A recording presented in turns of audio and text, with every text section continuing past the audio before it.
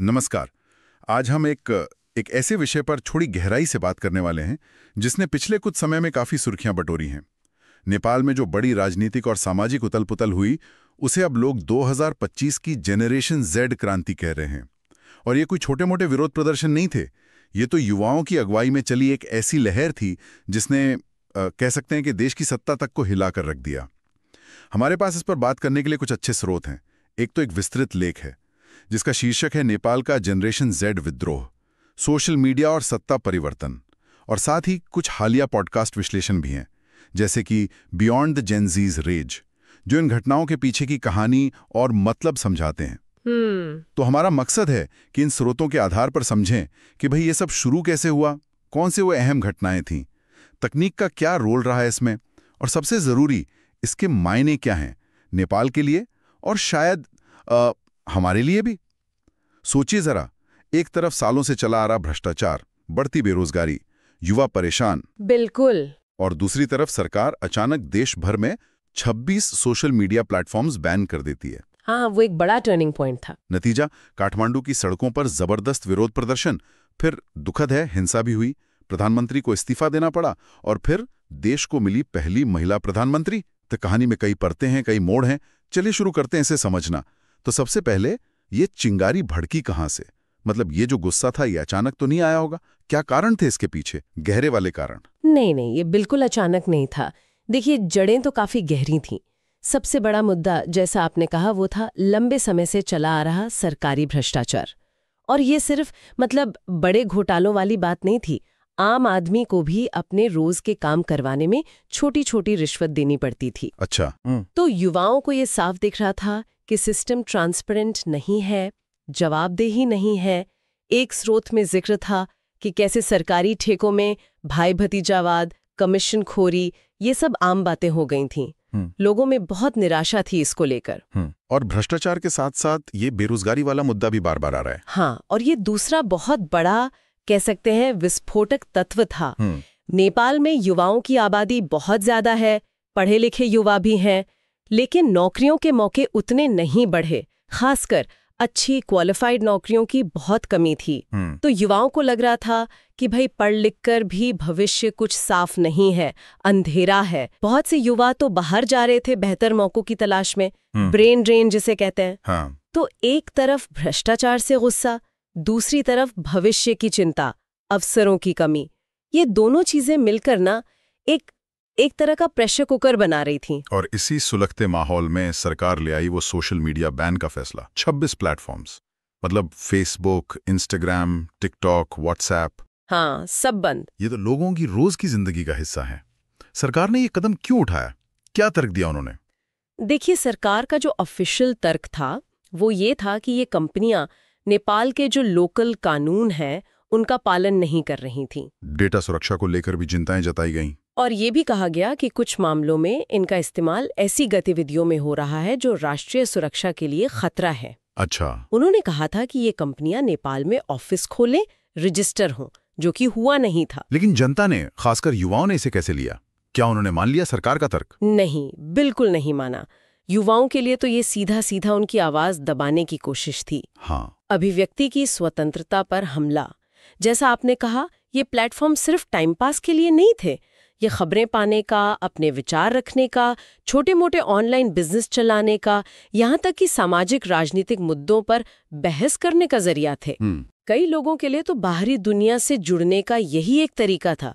तो जब सरकार ने बैन लगाया तो इसे सेंसरशिप माना गया, तानाशाही की तरफ एक कदम। तो जो गुस्सा पहले भ्रष्टाचार और बेरोजगारी पर था, वो अब सीधा सरकार के इस एक्शन पर फोकस हो गया। अच्छा। और इसने जो छोटे मोटे विरोध चल रहे थे उनको एक झटके में, आप कह सकते हैं, एक राष्ट्रव्यापी आंदोलन में बदल दिया। तो इस बैन के बाद क्या हुआ फिर? जमीन पर हालात कैसे बने? काठमांडू और दूसरे शहरों में क्या नजारा था? स्थिति बहुत तेजी से बिगड़ी। हजारों बल्कि लाखों की संख्या में युवा सड़कों पर आ गए, बैन के खिलाफ भी और भ्रष्टाचार के खिलाफ भी। खासकर काठमांडू वैली में शुरू में प्रदर्शन ज्यादातर शांतिपूर्ण थे, नारेबाजी होती थी, मार्च निकलते थे, लेकिन धीरे धीरे माहौल गर्म होने लगा। प्रदर्शनकारियों का गुस्सा बढ़ता गया और वो सरकार पर दबाव बनाने के लिए सरकारी इमारतों की तरफ बढ़ने लगे। और यहीं से, जैसा कि खबरों में और विश्लेषणों में आया है, स्थिति हिंसक होने लगी। हाँ, दुखद रूप से बिल्कुल। जब प्रदर्शनकारियों की भीड़ ने सरकारी दफ्तरों, खासकर प्रधानमंत्री कार्यालय और संसद भवन की तरफ जाने की कोशिश की, तो सुरक्षा बलों से उनकी झड़पें शुरू हो गईं। पहले आंसू गैस चली, लाठीचार्ज हुआ, लेकिन जब भीड़ पीछे नहीं हटी तो स्थिति नियंत्रण से बाहर हो गई। कई स्रोतों और चश्मदीदों के मुताबिक पुलिस और जो सशस्त्र बल थे, उन्होंने प्रदर्शनकारियों पर कथित तौर पर सीधी गोलियां चला दी। सीधी गोलियां? ये तो बहुत ही गंभीर बात है। आंकड़े क्या कहते हैं इस हिंसा के बारे में, कुछ अंदाजा है? आंकड़े वाकई में चौंकाने वाले और दुखद हैं। अलग अलग न्यूज रिपोर्ट्स और जो मानवाधिकार समूह है, उनके हिसाब से सिर्फ एक हफ्ते के अंदर 50 से ज्यादा प्रदर्शनकारी मारे गए। 50 से ज्यादा? हाँ, और घायल होने वालों की संख्या तो 1300 से भी ज्यादा बताई गई। इतने खराब हो गए कि सरकार को अनिश्चित काल के लिए कर्फ्यू लगाना पड़ा। शहर एक तरह से जैसे जंग का मैदान बन गया था। जी। ये हिंसा अभूतपूर्व थी और इसने सिर्फ नेपाल को नहीं, पूरी दुनिया को हैरान कर दिया था। इतना भारी विरोध, इतनी हिंसा और फिर अंतर्राष्ट्रीय स्तर पर भी आलोचना हो रही होगी। जाहिर है सरकार पर दबाव बहुत बढ़ गया होगा। तत्कालीन प्रधानमंत्री केपी शर्मा ओली, उन्होंने कैसे संभाला इसे, या नहीं संभाल पाए? नहीं, सरकार पूरी तरह हिल गई थी। आप सोचिए, एक तरफ सड़कों पर गुस्सा, हिंसा, दूसरी तरफ इंटरनेशनल प्रेशर, मानवाधिकार हनन के आरोप। सरकार की अपनी लेजिटिमेसी, उसकी वैधता पर ही सवाल उठने लगे थे। ऐसे में केपी शर्मा ओली के पास इस्तीफा देने के अलावा कोई चारा नहीं बचा था। उन पर अपनी पार्टी के अंदर से भी दबाव था। अच्छा। तो आखिरकार उन्हें पद छोड़ना पड़ा, और ये उन हजारों युवाओं, उन नागरिकों के लिए एक बहुत बड़ी जीत थी जो महीनों से बदलाव की मांग कर रहे थे। बड़ी दिलचस्प बात है कि सरकार ने जिस सोशल मीडिया को बंद करके सोचा था कि विरोध दब जाएगा, हाँ, शायद उसी ने इस विरोध को और भड़का दिया। लेकिन जब मेन प्लेटफॉर्म्स बंद हो गए, तो क्या आंदोलन रुक गया? लोग जुड़े कैसे रहे, संगठित कैसे हुए? यहीं पर देखिए, तकनीक की भूमिका बड़ी दिलचस्प है। दो धारी तलवार की तरह। सरकार ने सोचा फेसबुक, व्हाट्सएप, इंस्टाग्राम ये सब बंद कर देंगे तो कम्युनिकेशन टूट जाएगा। लेकिन हुआ इसका ठीक उल्टा। युवाओं ने, जो डिजिटल नेटिव हैं, जो इसी दुनिया में पले बड़े हैं, हाँ, वो तो टेक से भी हैं, बिल्कुल, उन्होंने फौरन वैकल्पिक रास्ते ढूंढ लिए। मतलब दमन ने उन्हें और ज्यादा क्रिएटिव बना दिया और साधन संपन्न बना दिया। कौन से रास्ते?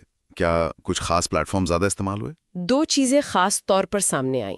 एक तो वीपीएन का इस्तेमाल, वर्चुअल प्राइवेट नेटवर्क। हाँ, वीपीएन। हाँ, आसान भाषा में कहें तो ये आपकी लोकेशन छिपा देता है और एक सिक्योर टनल बना देता है। तो इससे युवा उन बैन की गई साइट्स और एप्स को एक्सेस कर पा रहे थे। रातों रात वीपीएन एप्स के डाउनलोड्स बढ़ गए। और दूसरा, जो शायद ज्यादा महत्वपूर्ण था, वो था डिस्कॉर्ड जैसे प्लेटफॉर्म्स का इस्तेमाल। डिस्कॉर्ड? अरे वो तो गेमर ज्यादा इस्तेमाल करते हैं ना, है ना? वो विरोध प्रदर्शन में कैसे काम आया? हाँ, उसकी शुरुआत गेमर्स के लिए हुई थी, लेकिन उसकी खासियत है सर्वर बनाने की सुविधा। हर सर्वर एक अलग कम्युनिटी की तरह होता है।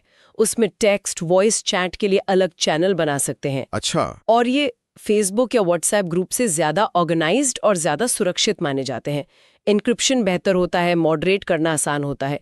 तो युवाओं ने बहुत तेजी से डिस्कॉर्ड सर्वर बनाए। वहां वो सेफली डिस्कस कर सकते थे, इंफॉर्मेशन शेयर कर सकते थे, प्रोटेस्ट प्लान कर सकते थे, और अधिकारियों की नजर से बचकर। कमाल है। तो जहां सरकार ने मेन दरवाजे बंद किए, युवाओं ने डिजिटल खिड़कियां और कह सकते हैं गुप्त रास्ते खोल लिए। मतलब सरकार की चाल उल्टी पड़ गई। अनजाने में ही उन्होंने युवाओं को और ज्यादा सुरक्षित और शायद ज्यादा असरदार डिजिटल टूल इस्तेमाल करना सिखा दिया। लेकिन तकनीक का रोल यहीं खत्म नहीं हुआ। जैसा कोई स्रोत बता रहे हैं, कहानी और आगे जाती है। हाँ, बिल्कुल, कहानी और आगे जाती है। तकनीक का इस्तेमाल सिर्फ विरोध को ऑर्गेनाइज करने तक ही नहीं रहा, बल्कि लीडरशिप तय करने में भी इसकी एक अभूतपूर्व भूमिका देखने को मिली। जब ओली ने इस्तीफा दिया तो एक पॉलिटिकल वैक्यूम बन गया। जो पारंपरिक राजनीतिक दल थे, वो फौरन किसी एक नाम पर सहमत नहीं हो पा रहे थे। इसी बीच सिविल सोसाइटी के कुछ ग्रुप्स और जो प्रदर्शनकारी युवा थे, उन्होंने इन्हीं डिजिटल प्लेटफॉर्म्स का इस्तेमाल किया, खासकर डिस्कॉर्ड और कुछ सिक्योर ऑनलाइन वोटिंग या पोलिंग सिस्टम्स का। और इनके जरिए एक तरह का ऑनलाइन जनमत संग्रह करवाया, जिसमें अंतरिम प्रधानमंत्री के तौर पर एक नाम सबसे मजबूती से उभरा, पूर्व मुख्य न्यायाधीश सुशीला कार्की का। ऑनलाइन जनमत संग्रह से प्रधानमंत्री का नाम, ये सुनने में बड़ा अनोखा लग रहा है। क्या ये कोई ऑफिशियल प्रक्रिया थी? नहीं, ये साफ करना जरूरी है। ये कोई ऑफिशियल संवैधानिक चुनाव प्रक्रिया नहीं थी। इसे आप एक बड़ा डिजिटल ओपिनियन पोल कह सकते हैं, या जनभावना का इजहार। अच्छा। लेकिन इसकी अहमियत ये थी कि इसने जमीनी स्तर पर, खासकर आंदोलन कर रहे युवाओं के बीच, सुशीला कार्की के पक्ष में एक बहुत मजबूत सहमति बना दी, एक दबाव बना दिया। और ऐसे नाजुक राजनीतिक माहौल में, जब पारंपरिक नेता कुछ दिशाहीन से लग रहे थे, इस डिजिटल जनादेश को अनदेखा करना मुश्किल था। सुशीला कार्की को अंतरिम प्रधानमंत्री बनाया गया। बिल्कुल, राजनीतिक दलों पर बहुत प्रेशर था कि वो जनता की आवाज सुने, एक ऐसा चेहरा लाएं जो विश्वसनीय हो, जिस पर भ्रष्टाचार के दाग ना हो। सुशीला कार्की नेपाल की पूर्व चीफ जस्टिस थीं, उनकी छवि साफ थी, न्यायपालिका का अनुभव था। हाँ। और ऑनलाइन पोल से जो उनकी लोकप्रियता सामने आई, उसने उनकी दावेदारी को और मजबूत कर दिया। आखिरकार राजनीतिक सहमति बनी और उन्हें अंतरिम प्रधानमंत्री नियुक्त किया गया। और ये नेपाल के इतिहास में एक यादगार पल बन गया, क्योंकि वो देश की पहली महिला प्रधानमंत्री बनी। नेपाल की पहली महिला प्रधानमंत्री, ये यकीनन एक ऐतिहासिक बात है, खासकर जेंडर इक्वालिटी के नजरिए से देखें तो। लेकिन क्या उनकी नियुक्ति से संकट पूरी तरह टल गया? क्या सब ठीक हो गया? देखिए, उनकी नियुक्ति एक बहुत महत्वपूर्ण और सकारात्मक कदम था, नो डाउट। इसने उस वक्त तनाव कम करने में मदद की, एक ट्रांजिशनल व्यवस्था दी, और एक महिला का टॉप पोस्ट पर पहुंचना वो अपने आप में बहुत इंस्पायरिंग था। हाँ, बिल्कुल। लेकिन जैसा कि कुछ विश्लेषण कह रहे हैं, खासकर वो पॉडकास्ट जिसका हमने जिक्र किया, बियॉन्ड द जेनजीज रेज, वो इसी तरफ इशारा करते हैं कि ये नियुक्ति उन गहरी समस्याओं का हल नहीं है जिनकी वजह से ये पूरा विद्रोह हुआ था। वो कौन सी गहरी समस्याएं हैं जो अभी भी बनी हुई हैं? वही मूल मुद्दे, सिस्टम में जो भ्रष्टाचार फैला हुआ है, युवाओं के लिए रोजगार के मौकों की कमी, सरकारी संस्थानों में सुधार की जरूरत। सुशीला कार्की की सरकार तो एक अंतरिम व्यवस्था है, उसका मुख्य काम शायद निष्पक्ष चुनाव करवाना होगा। लेकिन क्या वो या आने वाली कोई भी सरकार इन स्ट्रक्चरल प्रॉब्लम्स से निपट पाएगी? क्या वो युवाओं की उम्मीदों पर खरी उतर पाएगी? क्या वो अलग अलग राजनीतिक गुटों में तालमेल बिठा पाएगी? ये बड़े सवाल अभी भी वहीं के वहीं हैं। सही बात है। तो नए नेतृत्व के सामने चुनौतियां बहुत बड़ी हैं, और देश में स्थायी शांति और स्थिरता की राह वो अभी भी काफी अनिश्चित है। और एक बात और, इस पूरी घटना को सिर्फ नेपाल के अंदरूनी मामले की तरह देखना भी शायद अधूरा होगा। अगर हम थोड़ा पीछे हटकर देखें, एक बड़ी तस्वीर देखें, तो यह दक्षिण एशिया में जो एक पैटर्न चल रहा है उसका हिस्सा लगता है। किस पैटर्न की बात कर रही हैं आप? आप पिछले कुछ सालों को देखिए। 2022 में हमने श्रीलंका में वो भयंकर आर्थिक संकट देखा। उसके बाद बड़े पैमाने पर विरोध प्रदर्शन हुए, वहां भी सत्ता बदली। हाँ, बिल्कुल। फिर 2024 में बांग्लादेश में छात्रों की अगुवाई में बड़े आंदोलन हुए, सरकार हिल गई थी। और अब 2025 में नेपाल में ये जनरेशन जेड क्रांति। इन सब में कुछ समानताएं हैं। आर्थिक दबाव, युवाओं की बढ़ती भूमिका, भ्रष्टाचार के खिलाफ गुस्सा, और कई मामलों में तकनीक का इस्तेमाल। तो क्या ये माना जाए कि दक्षिण एशिया एक तरह की राजनीतिक अस्थिरता के दौर से गुजर रहा है, और इसका क्षेत्रीय ताकतों जैसे भारत और चीन पर क्या असर पड़ता है? निश्चित रूप से ये क्षेत्र एक बदलाव के दौर से गुजर रहा है, और अस्थिरता इसकी एक सच्चाई है। नेपाल अपनी लोकेशन की वजह से भारत और चीन दोनों के लिए स्ट्रेटेजिकली बहुत महत्वपूर्ण है। यहाँ कोई भी बड़ी उथल पुथल होती है तो इन दोनों पड़ोसी देशों की चिंता बढ़ जाती है। चीन पिछले कुछ सालों में नेपाल में अपना प्रभाव, अपना निवेश तेजी से बढ़ा रहा है, खासकर वो बेल्ट एंड रोड इनिशिएटिव के तहत। वहीं भारत के नेपाल के साथ ऐतिहासिक सांस्कृतिक सुरक्षा संबंध है। बिल्कुल। तो नेपाल में अस्थिरता या कोई ऐसी सरकार का आना जो किसी एक तरफ ज्यादा झुकी हो, वो रीजनल पावर बैलेंस को प्रभावित कर सकता है।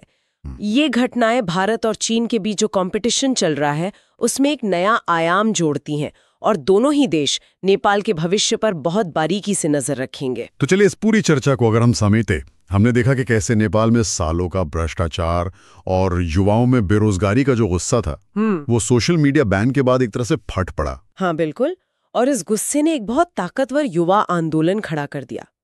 दुखद है कि इसमें गंभीर हिंसा हुई, जाने गई, लेकिन आखिरकार इसने सत्ता परिवर्तन करवाया, प्रधानमंत्री को इस्तीफा देना पड़ा।